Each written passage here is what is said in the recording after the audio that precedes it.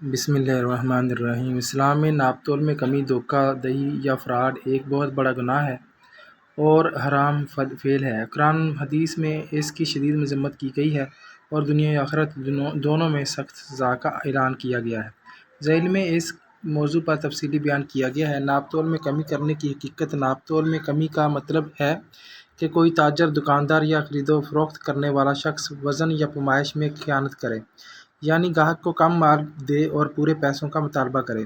یہ ایک طرح کی چوری اور دھوکہ ہے، مگر اس کا نقصان صرف ایک شخص تک محدود نہیں رہتا بلکہ پورے معاشرے میں پھیلتا ہے۔ قرآن مجید میں ناپ تول میں کمی کی مذمت۔ اللہ تعالیٰ نے سورۃ مطففین میں واضح طور پر ان لوگوں کے لیے عذاب کی وعید سنائی ہے جو ناپ تول میں کمی کرتے ہیں۔ قرآن مجید کا ترجمہ ہے۔ آیت نمبر 3، جس میں تباہی ہے ان کے لیے جو ناپ تول میں کمی کرتے ہیں۔ جب دوسروں سے ناپ تول کر لیتے ہیں تو پورا لیتے ہیں، اور جب انہیں ناپ کر یا تول کر دیتے ہیں تو گھٹا دیتے ہیں۔ یہ آیت بتاتی ہے کہ ایسا عمل اللہ کے نزدیک اتنا ناپسندیدہ ہے کہ اس کے کرنے والوں کے لیے ویل یعنی سخت عذاب اور ہلاکت کی وعید آئی ہے۔ سابقہ قوموں پر عذاب۔ ناپ تول میں کمی کرنے والی قوموں پر اللہ نے دنیا میں ہی عذاب نازل کیا۔ اس کی سب سے بڑی مثال قوم شعیب علیہ السلام ہے۔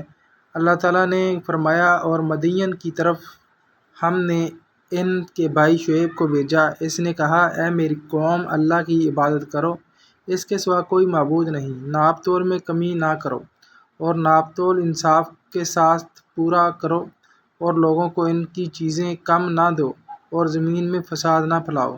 سورۃ اعراف آیت نمبر 85۔ قوم شعیب علیہ السلام مسلسل ناپ تول میں کمی کرتی رہی، رشوت لیتی رہی اور دھوکہ دہی کرتی رہی۔ آخرکار اللہ تعالیٰ نے ان پر عذاب صیحہ، زور کی آواز اور زلزلہ نازل کیا اور وہ برباد ہو گئے۔ حدیث مبارکہ میں وعید۔ رسول اللہ صلی اللہ علیہ وسلم نے ناپ تول میں کمی کرنے والوں کے بارے میں سخت تنبیہ فرمائی۔ رسول اللہ صلی اللہ علیہ وسلم نے فرمایا، جس قوم میں ناپ تول میں کمی کی جانے لگتی ہے وہاں قحط اور سخت مہنگائی مسلط کر دی جاتی ہے۔ ابن ماجہ۔ ایک اور حدیث میں ہے، قیامت کے دن سب سے پہلے جن چیزوں کا حساب لیا جائے گا ان میں ناپ تول بھی شامل ہوگا۔ ترمذی۔ دنیاوی سزائیں۔ اسلامی قانون کے مطابق ناپ تول میں کمی کرنا حرام اور جرم ہے۔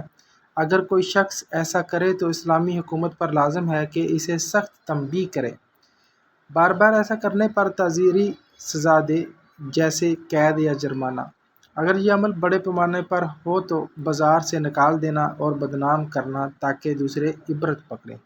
یہ چوری کی طرح ہاتھ کاٹنے کی سزا نہیں ہے، لیکن چونکہ یہ ایک معاشرتی فساد ہے اس لیے قاضی اور حاکم اس کے مطابق مناسب سزا تجویز کر سکتے ہیں۔